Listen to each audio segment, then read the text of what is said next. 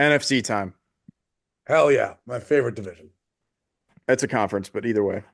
Uh, Divisions within the conference. You know what I mean? Hello and welcome to the Boys Upstairs show. This is the Packers versus Eagles. Ah! Can we Uh, please have that? Can we please have that as the beginning clip? what? Andrew thinking this. Oh, yeah, sure. I'll keep that in there. Calm down. Just start the fucking show. All God right, this damn. is the 4:30 game on Sunday. We have a beautiful weekend of football lined up, not to mention the college football playoff starting tomorrow. Um, Eagles are -5.5 at the link. Totals 45.5. Major question mark going to this game was Jalen Hurts' health. He's missed the last two games. Shout out KP getting the start and then getting hurt. Jalen Hurts practiced today. Today is Wednesday at the time of this recording, and apparently he looked pretty good in practice today and is expected to be ready to go for the game on Sunday. So that puts that question mark to bed. However, Christian Watson is out, torn ACL for the Packers. We'll give it to Sam, NFC North guy. Big NFC North guy here, and I just want to mention that the Packers are going in on a losing streak thanks to my boys. Shout out Caleb here in the jersey from me. I wore it the other day. First win in Lambeau in however long. Just shout out that Packer fans. You suck. You all suck. That being said, I'm going to go with the Packers plus 5.5 here. Um, it's interesting because I thought Jalen Hurts was doubtful last time I checked, but apparently he's on track to play now. That doesn't change much. I'm also going to go with the under. I think this game is going to come down to defense. Eagles have been known for their slow starts, and the Packers' offense has struggled to get stuff going, and especially now with their biggest deep threat guy, Christian Watson, they're kind of Jordan Love's kind of go to when they need a big chunk play. I'm going to throw it up and let Christian Watson make a play here. He's not there anymore. So you're going to have to rely on Josh Jacobs to get you a lot of running yards. And also, Jordan Love did get hurt last week and did not play for the remainder of the game after some time in the second quarter or something. So that's something to watch is the health of Jordan Love against a top defense like the Eagles. It's going to be tough for the Packers offense to get anything going. So I don't expect many points. I expect the Packers defense to come out ready to play. They've got some ball hawks out there, and they've got guys who can get after the quarterback. I mean, give credit where credit is due. Packers have a solid defensive unit. And 5.5. They played each other what in Brazil like week one, I think it was, yeah, Brazil, and the Eagles came away victorious. 5.5, I feel, is just like the Eagles could win by a touchdown, but I see this being a close one to the end. And even if Hurts is playing, he hasn't played in a couple of weeks. He's coming off an injury. I know it's in Philly. There's a lot of different factors that go into this game, and a lot of it is the scouting I've done on the Packers. Like I said, their offense hasn't been able to do much, especially you saw against the Bears last week. It struggled to get going, even when Love was still in the game. But Eagles are a very good football team, and I expect them to go deep, especially if Jalen Hurts stays healthy in Philly. They can take care of business here if they need to, or they can take care of business here easily if they set their mind to it. Vic Fangio's defense built for that kind of thing. Guys running all over the place. It's gonna be hard for Matt LaFleur to scheme against. As I know Andrew's a big scheme guy over here, but the 3-4, you got guys playing different positions everywhere. You got your DBs, different packages all over the place. LaFleur loves picking apart zone defense. Vic Fangio, you never know what he's going to throw at you. Um, yeah, it's a tough one, but I'm going to go the under here. I don't see either team scoring many points. I'm like score prediction. I probably see like 20 to I think like a 20 to 13 game here. I think this is going to be a grinded out, lots of turnovers kind of game. I think that this is going to be one of those games where we see gunslinger Jordan Love, where he's probably going to have two touchdowns, three picks. That's the type of defense that the Eagles play. They have good DBs. They have a great front. We all know the front: Jalen Carter, and Big Jordan Davis, and Braun.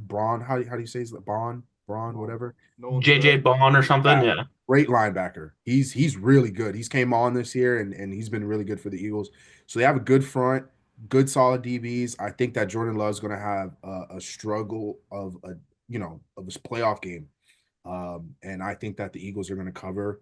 They're going to win by more than 5.5, in my belief, and I think that's because Again, I know that Jalen Hurts is coming off of an injury, and they're probably going to be cautious with him on the quarterback runs, especially coming off a concussion. So a healthy dose of Saquon Barkley and a healthy dose of Devontae Smith and AJ Brown on the outside, and we're going to see a a pretty. I predict a dominant Eagles win here. That's my prediction. Last year, we all swept the board with Cowboys against the Packers, and the Packers went into Dallas and beat the Dallas Cowboys in a game that none of us thought was going to go the Packers' way.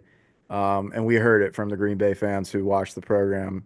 So this week, they're going into Philadelphia, which is arguably one of the tougher barns, maybe the toughest barn to go into in the National Football League.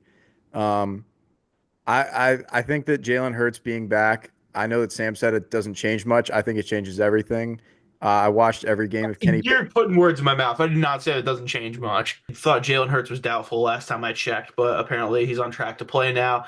That doesn't change much. I don't know if you meant to say it. There's or already maybe enough I in his mis- mouth. Stop putting words in there. I don't know Yeah, if you meant to exactly. say it, but I'm pretty sure you did. Anyways, I watched every minute of Kenny Pickett's career as a starter. It changes everything. They've got weapons at every skill position, and their offensive line is extremely talented. One of the best tackles in the league, and Lane Johnson as well.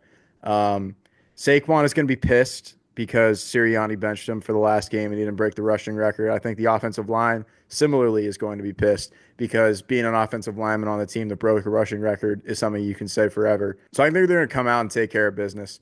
I think the Packers are a good team. They just happen to be in the best division in football of all time, potentially. I don't know if that's a real stat or not, but I think it would probably be likely that 2 14-3 teams and one, whatever the Packers are, 12-win team, all in the same division is insane. I mean, the Bears weren't bad. The Bears almost beat every team in their division. They should have beat every team in their division. But they The Lions, Pretty much. Look at the margin of the Lions Thanksgiving loss. They should have won that game. They should have beat the Packers if not for the field goal, and they should have beat the Vikings in the overtime game. But regardless, that division is really good.